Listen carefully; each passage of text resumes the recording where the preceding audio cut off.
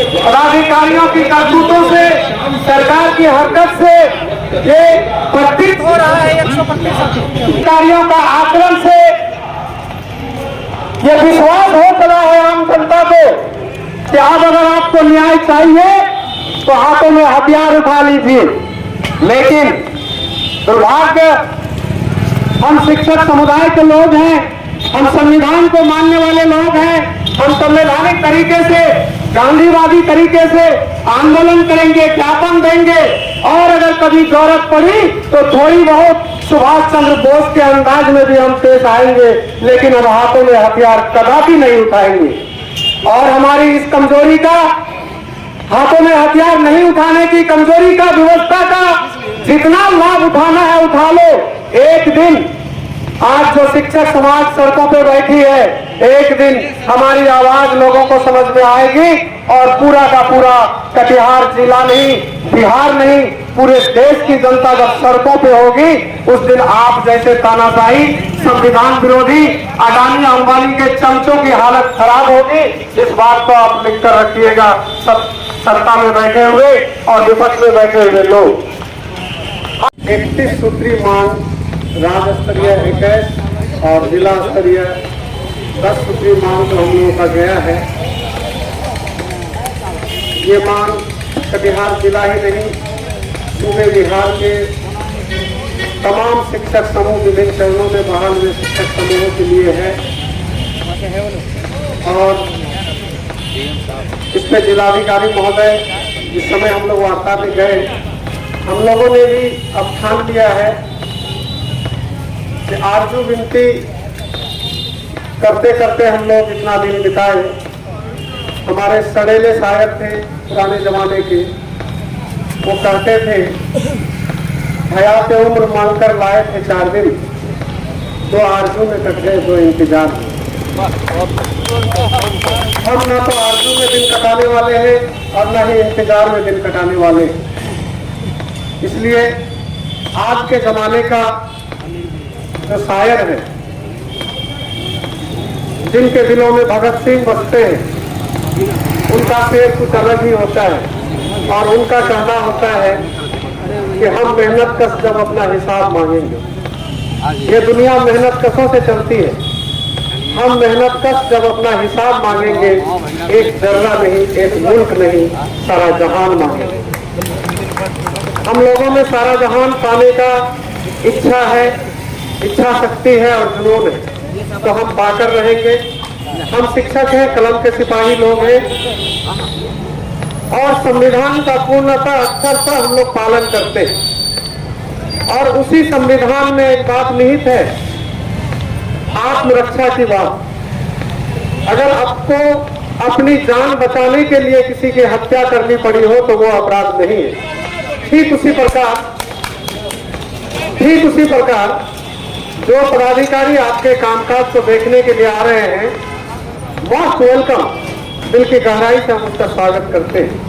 लेकिन अगर वो पदाधिकारी किसी दलाल को साथ में लेकर आते हैं तो आपका पैर में जूता रहा तो आपसे बड़ा हिजड़ा और चपरगंडू कोई नहीं। आपका पैर का जूता आपके हाथ में होना चाहिए और उस पदाधिकारी और उसका दलाल का गाल पूरी तरह से लाल रंग में रंग जाना चाहिए। ये संवैधानिक है, ये पूर्णतः संवैधानिक है। और साथ में उसका वीडियोग्राफी भी करके सोशल साइट में डालिए, यूट्यूब, फेसबुक, ट्विटर, व्हाट्सएप, जितना भी है डालिए, आराम से डालिए और तब होगी असली इंसाफ। इसलिए पदाधिकारी कान खोलकर सुन ले, आपका तकदीर तब तक अच्छा है जब तक हम जैसों से सामना नहीं हुआ। जिस दिन हम जैसों से सामना हो जाएगा, छठी का दूध आपको याद आ जाएगा। इस बात को गांठ मानकर चलिए। रिटायरमेंट के करीब है, खुशी खुशहाल होकर बीवी बच्चों के बीच जाइए, लाभ खाकर मत जाइए। यही आरजू विनती मैं आपसे करता हूँ। फलका प्रखंड में जो 24 शिक्षक शिक्षिकाओं का स्थानांतरण हुआ है, डीएम साहब को भी दलाल और चाटुकारों ने बदनाम कर दिया। जब 24 शिक्षक शिक्षिकाओं का ट्रांसफर गलत तरीके से किए जाने को लेकर हम डीओ साहब से मिले तो उनको पूरी जानकारी नहीं थी। वो साफ शब्दों में हमसे ये कहा कि देखिए ये डीएम साहब का आदेश है। तो डीएम साहब आईएएस है, कोई पागल नहीं। वो जो आदेश दिए हैं, क्यों दिए हैं, उसकी कुछ गंभीरता। एक स्कूल है जहां 15 शिक्षिकाएं हैं और सिर्फ शिक्षिकाएं ही, शिक्षक एक भी नहीं। उनका जो इंतजामिया है, प्रिंसिपल जिसको हेडमास्टर कहते हैं, उनका एडमिनिस्ट्रेशन काफी लूज है और वो स्कूल बहुत ही फ्रंट लाइन पे है, अच्छे जगह पे है, कम्युनिकेशन पे है। डीएम साहब जब गए और वहां की अव्यवस्था को देखे तो उन्होंने रिकमेंडेशन किया कि यहाँ से 50% शिक्षिकाओं का स्थानांतरण दूसरे जगह में कर दिया जाए और 50% पुरुष शिक्षक से इसको भरपाई किया जाए ताकि सामंजस्य रहे। दलाल और चाटुकारों ने क्या किया, बेमतलब का और संवैधानिक तरीके से टीचरों से पैसा मांगा कि डीएम साहब का आदेश है टीचर हटाने का, आपको नहीं हटना है तो 50,000 लाओ। जिन्होंने पैसा नहीं दिया उनका ट्रांसफर जबरदस्ती कर दिया। और वहां की बेशरम वीडियो जो एक महिला है, शर्म आती है महिला को हम लोग ममतामयी दृष्टि से देखते हैं, कहते हैं कि महिला ममतामयी होती है। वो बेशरम महिला वीडियो चिट्ठी लिखती है कि पठन पाठन में सुधार की दृष्टिकोण से उस बेशरम को यह पूछा जाए कि ऐच्छिक स्थानांतरण बिना आवेदन का नहीं होता है। अगर हमने आवेदन नहीं डाला तो मेरा जबरदस्ती स्थानांतरण आप नहीं कर सकते, और अगर मेरे प्रशासनिक स्थानांतरण आपको करना है तो हम पर क्या आरोप है, हमको स्पष्टीकरण करना होगा। और इस देश ने अफजल गुरु जैसा आतंकवादी को अपना पक्ष रखने के लिए वकील दिया। हमारा शिक्षक कौन बड़ा आतंकवादी था जो उस पर कोई आरोप है और उसको अपना पक्ष रखने का अवसर नहीं दिया गया। जबरदस्ती स्थानांतरण, पैसे का खेल हुआ।